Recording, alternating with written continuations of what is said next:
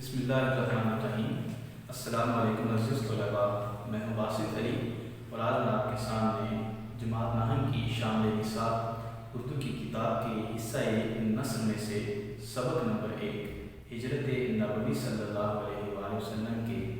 Lecture number 3 کے ساتھ حاضر ہوا۔ عزیز طلباء، پہلے لیکچر میں ہم مصنف کے حالات زندگی اور صبر کے الفاظ معنی کو پڑھا اور دوسرے لیکچر میں ہم نے صبر کا کچھ حصہ بغور سمجھا تھا،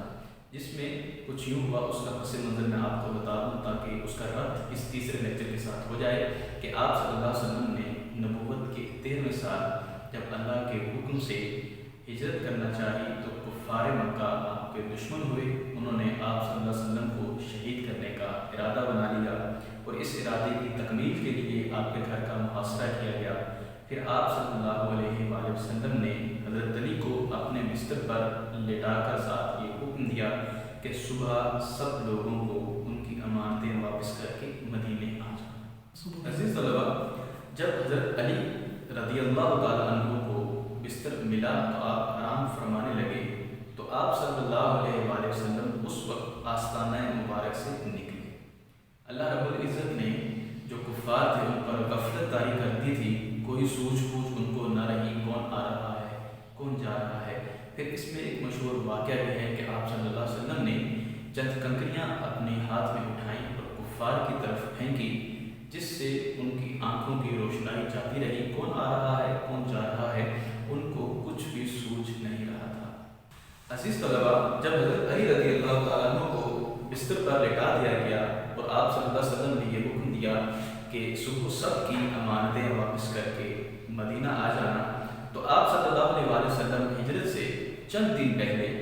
حضرت ابو بکر صدیق رضی اللہ تعالیٰ عنہ کے گھر تشریف لے گئے۔ یہ میں نے نقطے میں بیان بھی کیا ہے کہ حضرت ابو بکر صدیق کے ہمراہ آپ کا غار ثور میں جو قیام تھا کہ جب چند دن پہلے آپ حضرت ابو بکر صدیق رضی اللہ تعالیٰ عنہ کے گھر تشریف لے گئے اور ان کو یہ بتایا کہ مجھے ہجرت کا حکم ہو چکا ہے، میں ہجرت کرنے جا رہا ہوں، تو حضرت ابو بکر صدیق رضی اللہ تعالیٰ عنہ نے اس خواہش کا اظہار کیا کہ میں بھی آپ صلی اللہ علیہ وسلم کے ساتھ اس سفر میں شریک ہونا چاہتا ہوں۔ تو عزیز طلباء، حضرت ابو بکر صدیق رضی اللہ تعالیٰ عنہ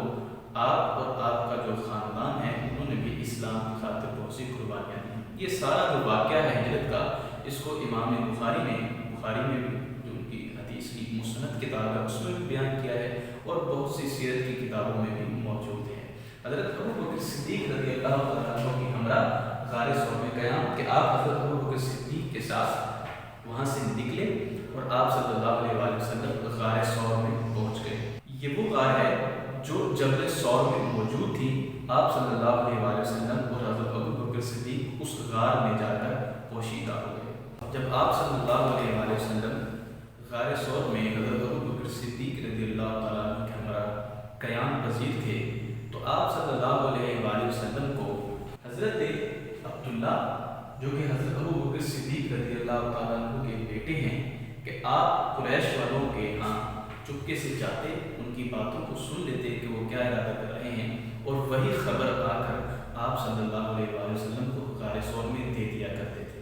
اسی غار میں جب آپ قیام پذیر تھے تو حضرت ابو بکر صدیق کا ایک غلام بکریاں چراتا اور سارا دن بکریاں چرانے کے بعد شام کو اس غار کے قریب آ کر دودھ دوتا اور آپ صلی اللہ علیہ وسلم کو پیش کر دیا جاتا تھا۔ پھر حضرت ابو بکر صدیق کی جو بیٹی ہیں بڑی حضرت اسماء رضی اللہ تعالیٰ عنہ،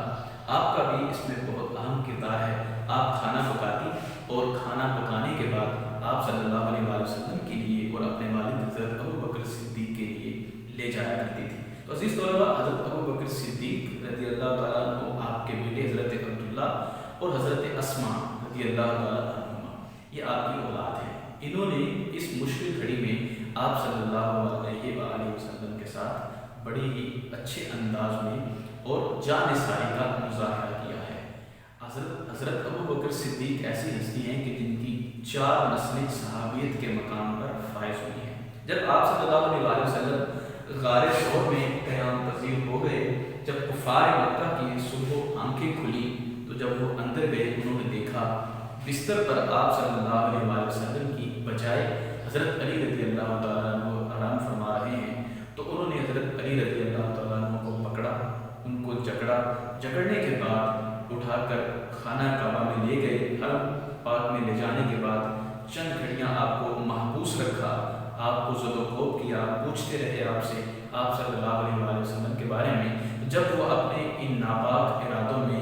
کامیاب نہ ہوئے تو پھر انہوں نے آپ صلی اللہ علیہ وآلہ وسلم کو تلاش کرنے کے لیے یہ اعلان کر دیا، اشتہار بھی دیا کہ جو لوگ آپ صلی اللہ علیہ وآلہ وسلم یا حضرت ابو بکر صدیق کا پتہ بتائیں گے اس شخص کو ایک خون بہا کے برابر انعام دیا جائے گا، جو 100 اونٹ بنتا ہے۔ عزیز طلباء، جب آپ صلی اللہ علیہ وآلہ وسلم حضرت ابو بکر صدیق رضی اللہ تعالیٰ عنہ کے ساتھ غار ثور میں پوشیدہ تھے تو آپ نے 3 دن اور 3 راتیں وہاں پر گزاری، چونکہ کفار مکہ یہ اشتہار دے چکے تھے کہ جو ان دو شخصیات کا پتہ بتائے گا اس کو انعام کے طور پر 100 اونٹ دیے جائیں گے۔ جب آپ صلی اللہ علیہ وآلہ وسلم حضرت ابو بکر صدیق ہجرت کے لیے نکل رہے تھے تو سراقہ بن جہشم نے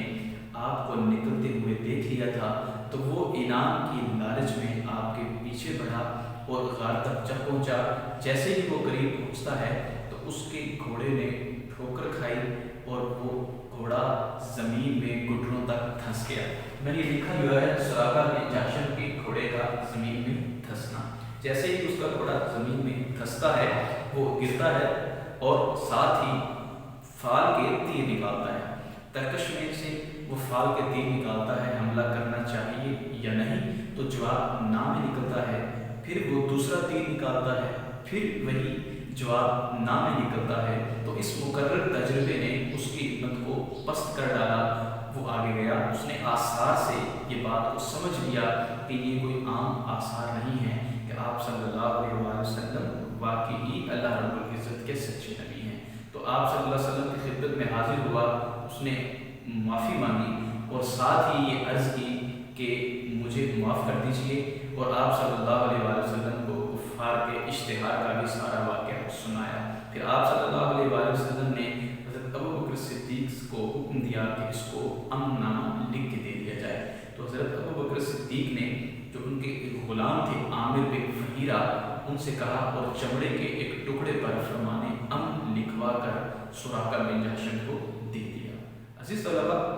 اس کے بعد جو اگلا نقطہ ہے وہ دیکھ لیجئے کہ مدینے میں تشریف آ گئی۔ آپ صلی اللہ علیہ وآلہ وسلم غار ثور میں 3 دن اور 3 راتیں گزارنے کے بعد جب سفر کے لیے نکلے، مدینہ کی طرف جا رہے تھے، تو جو مدینہ کے رہنے والے ہیں اہل مدینہ، چونکہ آپ صلی اللہ علیہ وسلم کی ہجرت کی خبر ان تک پہنچ چکی تھی، تو سارا شہر جو مدینے کا ہے، وہاں کے جو باسی ہیں وہ لوگ صبح تڑکے سے یعنی صبح ہی آپ صلی اللہ علیہ وآلہ وسلم کے انتظار میں آپ کے دیدار کے لیے اکٹھے ہو جایا کرتے تھے اور 2 پہر تک انتظار کرتے، پھر حسرت بھری نگاہوں سے واپس چلے جایا کرتے تھے۔ 3 دن تک یہ سلسلہ جاری رہا۔ پھر ہوا کیا کہ ایک دن ان کی جو حسرت تھی وہ پوری ہونے جا رہی تھی کہ دور سے قلعے کے اوپر سے ایک یہودی نے دیکھا اور ان لوگوں کو یہ کہا، اے اہل عرب، تم کو مبارک ہو، جس کا تم انتظار کر رہے تھے وہ شخصیت تشریف لا رہی ہے۔ جیسے ہی آپ صلی اللہ علیہ وآلہ وسلم کے آمد کا ان کو خبر پہنچی تو وہ لوگ انتہائی خوش ہو گئے، چونکہ پورا شہر ہی ہماتن چشم انتظار تھا، یعنی انتہائی شدت سے آپ صلی اللہ علیہ وآلہ وسلم کا انتظار کر رہے تھے۔ تو پھر جیسے ہی آپ مدینہ پہنچتے ہیں تو آپ صلی اللہ علیہ وسلم کا والہانہ استقبال کیا گیا۔ اس استقبال میں بنی نجار کی جو چھوٹی بچیاں تھیں انہوں نے دف اٹھائے، یہ پڑھ رہی تھی طلع البدر علینا من ثنیات الوداع وجب الشکر علینا ما دعا للہ تعالی۔ تو آپ صلی اللہ علیہ وسلم کا والہانہ استقبال کیا گیا اور ساتھ ہی انہوں نے خدا کا شکر کیا اور پورے شہر میں تکبیر کی آوازیں آنا شروع ہو گئی، یعنی سارے مجمع نے اللہ اکبر کی صدائیں بلند کی کہ آج ہمارے پاس وہ شخصیت تشریف لے آئی ہیں جس کا ہم انتظار کر رہے تھے۔ تو عزیز طلباء، ہجرت ہونے کے بعد کے جو واقعات تھے وہ بھی ہم جانتے ہیں کہ جس طرح مواخات مدینہ یعنی انصار اور مہاجرین کے درمیان جو ایک محبت کی فضا قائم ہوئی، وہ رہتی دنیا تک اس کی مثال قائم و دائم رہے گی۔ عزیز طلبہ، یہ تو تھا آپ کا سبق ہجرت نبوی صلی اللہ علیہ وسلم، جس کے نکات کو میں نے آپ کے سامنے بیان کیا۔ یہ جو نکات آپ کے پاس لکھے ہوئے ہیں، سارے انہی نکات کو اگر آپ یکجا کر کے اکٹھا کر کے جب لکھ دیں گے تو یہ آپ لوگوں کا خلاصہ بن جائے گا۔ آپ لوگوں کو خلاصہ ایجاد کرنے کے لیے رٹا لگانے کی ضرورت نہیں ہے، کیونکہ یہ بڑا ہی ضروری اور اہم سبق ہے امتحانی نقطہ نگاہ سے۔ تو اس کا خلاصہ بھی آپ لوگوں کو ذہن نشین رکھنا چاہیے۔ اسی طلبہ، امید کرتا ہوں آپ لوگ اس سبق کو سمجھ چکے ہوں گے اور اس کے جو اہم نکات ہیں ان کو لکھ لیں گے، تاکہ آپ کو مستقبل میں سبق سمجھنے میں مشکل نہ آئے۔ آپ کی سماعتوں کا بہت شکریہ۔